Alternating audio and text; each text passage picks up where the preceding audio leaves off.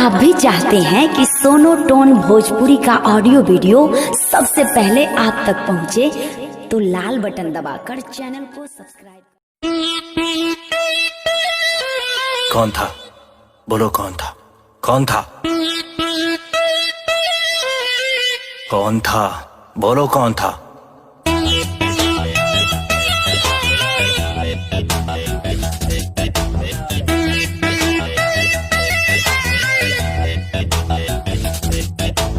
कल जब मैं कॉलेज से आ रहा था तब मैंने तुझको देखा। क्या? किसी और के बाइक पे बैठी थी, बाहों में उसे लपेटी थी, साथ उसके रेस्टोरेंट गई, उस पे तू प्यार लुटा रही थी, जिसके हाथों से होटल में तू पिज्जा बर्गर खा रही थी। हाँ तो?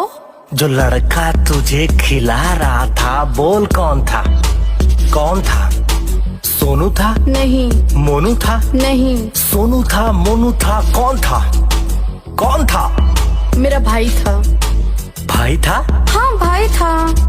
चल झूठी चल, कैसा भाई था जो तेरी बाहों में डोल रहा था?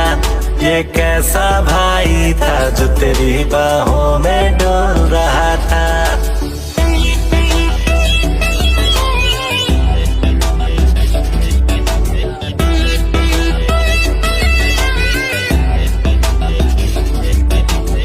बातों पे तेरे एतबार नहीं है, करती तू मुझसे प्यार नहीं है, खाके कसम तू बोल जरा, क्या वो तेरा यार नहीं है? कसम से नहीं है।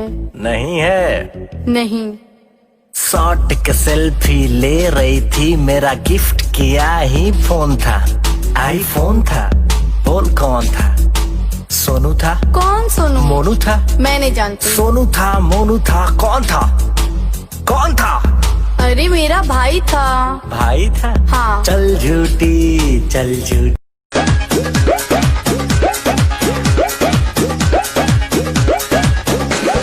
छोड़ी नहीं हरावा वो गोइल ससुरावा, तड़पत होई परान जान मोरा रोवत हो।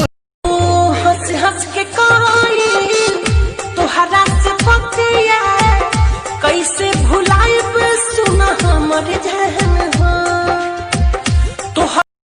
कोहरा पालाने रानी पाका हो, लेके आई चारी चाका हो, हाथ में हाथ तो है धोके घुमाई, मेला में हो ही चौपा धाका हो।